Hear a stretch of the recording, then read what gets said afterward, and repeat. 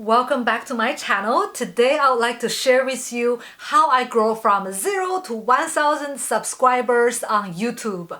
I did it within a year organically, which means I didn't spend any money promoting my channel. So if you are an artist and you would like to promote your art channel organically without spending a penny and you're not afraid of the work, this video is made for you. If you have other kind of channels such as business, travel, lifestyle, gaming, you might still learn a few things from my experience, but make sure take it with a grain of salt, because depending on your niche, how big it is, depending on the quality of your videos and the language you speak, so many factors goes into the success you will have. I can't promise you after a year you will have 1,000 subscribers. We are not sure, there's no guarantee. So I would like to share with you my experience so you don't make the same mistakes. So without further ado, let me give you my story. My YouTube journey started in 2018. At that time, we are already on other major social media such as Facebook, Instagram. We have a quite successful Tumblr account. We are also on Twitter, Pinterest, come on, even Pinterest. So we are like on every other major social media except YouTube. Because at that time we have already a handful, we are also creating original content on our website and we are only a team of 2 persons. So it's not a huge team, we don't have enough time. But we know the importance of YouTube. YouTube is the second largest search engine in the world, and also more and more people are turning to YouTube to look for tutorials as how to sell your art and how to become a successful artist. And we don't want to miss out this great opportunity to get the exposure, and we knew that YouTube is definitely something we want to do. Also, in the future, more and more content are created in the form of video. So we know that video is the future. YouTube is a must. So together, there's really no excuses. And we just went ahead and created this account, very private gallery. And after we created the video, I uploaded a couple of videos talking about art business, startup artist, entrepreneurship in art. And without much really research or thinking, I was just telling things I would like to speak. And I hope that after a few months it will grow organically. But guess what? It did not. I think around 10 videos only brought me 30-40 followers, and that was a disaster. And in the end of 2018, I decided to do something about it. I want to make a challenge. Inspired by the Draw Everyday challenge for a year, I decided to make a video every day for a year. And I want to make 2019 as a year for YouTube channel, for the growth, for the success.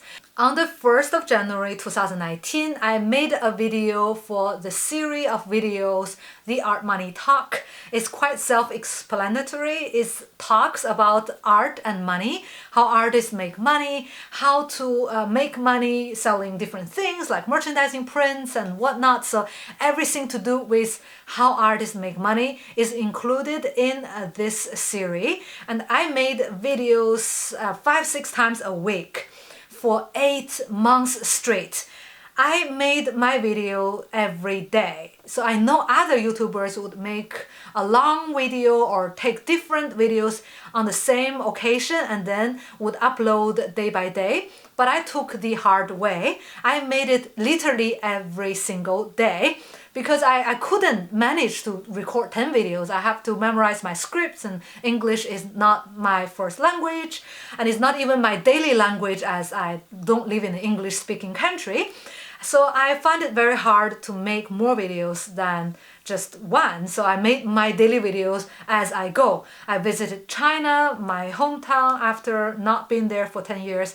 I also went to other places and I would carry my camera and my light around so I could make my daily videos, literally daily. After 8 months of video making, I realized that I have more videos than the subscribers I have.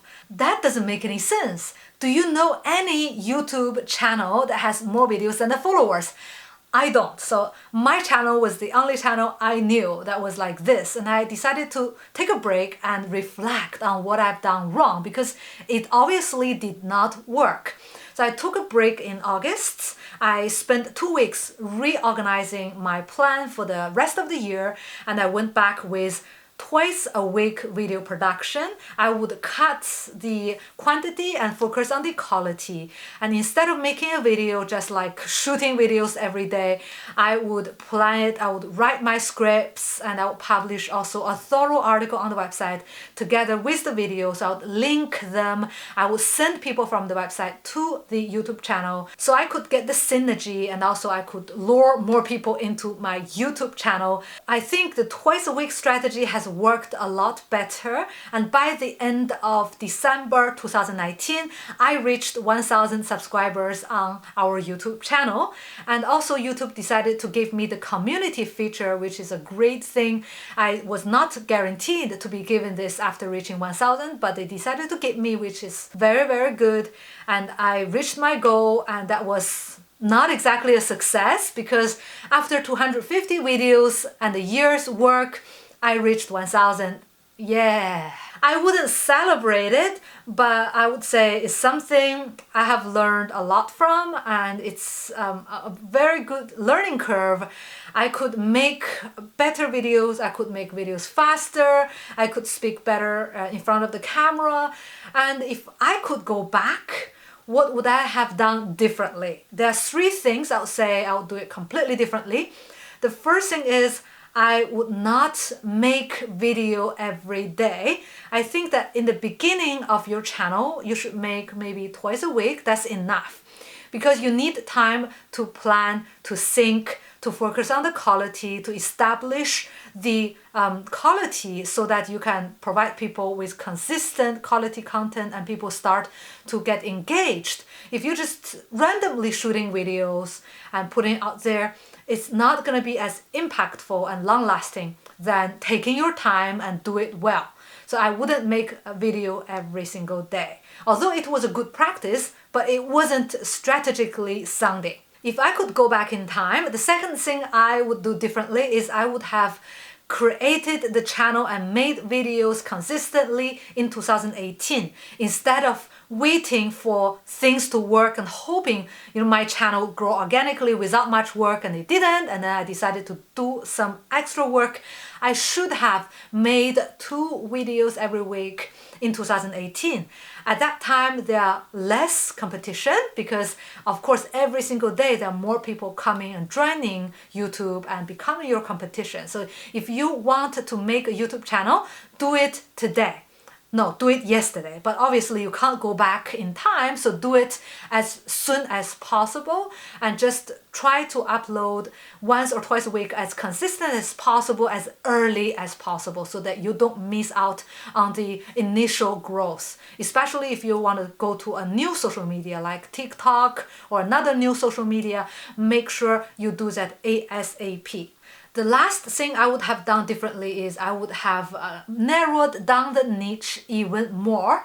My niche was already fairly narrow because it's Art Money Talk, it talks about art and money, but I should have done it in a way that is even more specific. For example, how artists could sell their art, how you could promote your art. So I could have focused on one niche completely, and then once I established my reputation, then I would go to a different kind of products. For example, I would use the brand of Xiaomi. Xiaomi established its brand image as a cheap smartphone, and then they did other appliances in your household so that many people would say, okay, the phone is great, I'm going to try their kettle. The phone is great, I'm going to try their microwave, you see? So because you need to make one line of product that was really, really trendy, really good, and then you can expand. And I think what I did was trying different niches within the niche of art, and I wasn't focused enough. And I lost a lot of time trying to beat around the bush. If I could go back in time, definitely I would try one small, tiny topic, and then I would go from there.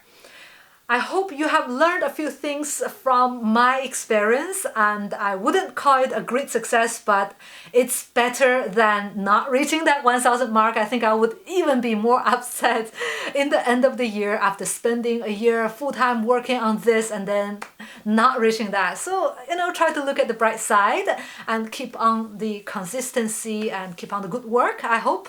If you would like to hear more about how to grow your YouTube channel, make sure you drop me a link in the comment below. Thank you very much for watching. See you in the next video.